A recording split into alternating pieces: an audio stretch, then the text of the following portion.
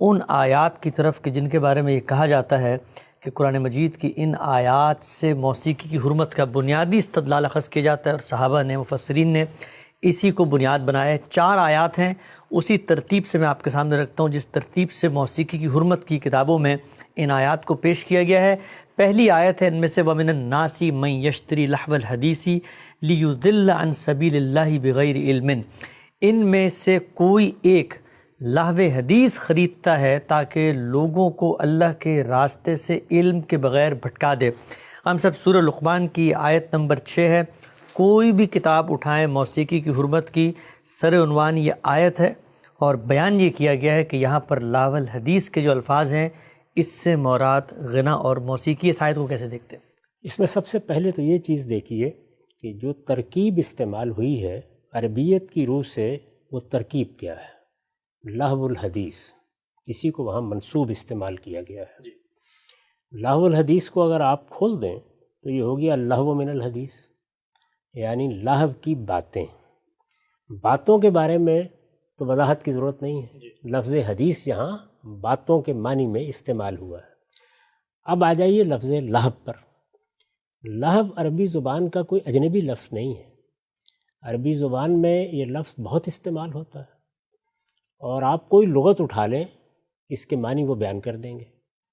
عربی زبان کے کسی لغت میں بھی آپ کو اس کے معنی غنا یا موسیقی لکھے ہوئے نہیں ملیں گے۔ اچھا، لفظ کے معنی یہ نہیں ہے۔ لفظ کا مطلب کیا ہے؟ لفظ کا مطلب یہ ہے ما یلہو بالانسان، ما یتلذذ بہ الانسان، یعنی لہو ان چیزوں کو کہتے ہیں جن میں انسان مشغول ہو جاتا ہے، وہ چیزیں جن سے وہ لذت حاصل کرتا ہے، ٹھیک، یعنی تفریح کی چیزیں، وہ چیزیں جو انسان کو اپنی طرف کھینچ لیتی ہیں۔ جیسے لوگ کوئی کھیل کھیلنے لگ گئے، آپ دیکھتے ہیں کہ بچے بعض اوقات کھیل میں مصروف ہو جاتے ہیں، بڑے کھیل میں مصروف ہو جاتے ہیں، کوئی تماشا آپ کے سامنے آ گیا۔ اسی طرح سے غنا اور موسیقی، کسی مجلس میں آپ گئے اور اس نے پوری طرح آپ کو فریفتہ کر لیا، کسی مشاعرے میں آپ شریک ہوئے اور ایک ایک شعر کی آپ لذت لے رہے ہیں، اس سے لطف اٹھا رہے ہیں، داد دے رہے ہیں، اور آپ کو کوئی یاد ہی نہیں ہے کہ آپ کہاں سے آئے تھے اور کہاں سے نہیں آئے۔ ٹھیک، تو تفریح کی جتنی چیزیں ہیں، یعنی آپ کرکٹ کھیل رہے ہیں تو یہ بھی لہو ہے، آپ ہاکی کھیل رہے ہیں تو یہ بھی لہو ہے، آپ گھر میں بیٹھے ہوئے لوڈو کھیل رہے ہیں تو یہ بھی لہو ہے، آپ کیرم کھیل رہے ہیں یہ بھی لہو ہے۔ جیسے میں نے ابھی تھوڑی دیر پہلے بھی اس جانب توجہ دلائی تھی کہ کھیل تماشے کی بہت سی چیزیں ہو سکتی ہیں، وہ سب کی سب عربی زبان میں لفظ لہو سے تعبیر کی جاتی ہیں۔ ٹھیک، یعنی وہی بات کہ ما یلہو بالانسان ما یتلذذ بہ الانسان، اصل مفہوم یہ ہے اس لفظ کا۔ اہل لغت اس کو اسی طرح بیان کریں گے۔ اب یہ لہو کی جو چیزیں ہیں، سوال یہ ہے کہ کیا اس لفظ کے مصداق کے طور پر بھی قرآن مجید میں کسی خاص مفہوم میں آئی ہیں؟ تو آپ قرآن مجید کو اٹھا لیجئے اور پھر یہ دیکھیے کہ اس میں یہ لفظ کہاں کہاں استعمال ہوا ہے۔ ٹھیک، اس سے پہلے آپ کو یاد ہوگا کہ ہم نے لفظ توفیٰ کے بارے میں یہی بحث کی تھی، اور میں نے یہ عرض کیا تھا کہ دیکھیے پہلے یہ دیکھنا چاہیے کہ باعتبار لغت لفظ کا کیا مطلب ہے، پھر یہ دیکھنا چاہیے کہ اللہ کی کتاب قرآن مجید اس لفظ کو کس کس مفہوم میں استعمال کر رہی ہے۔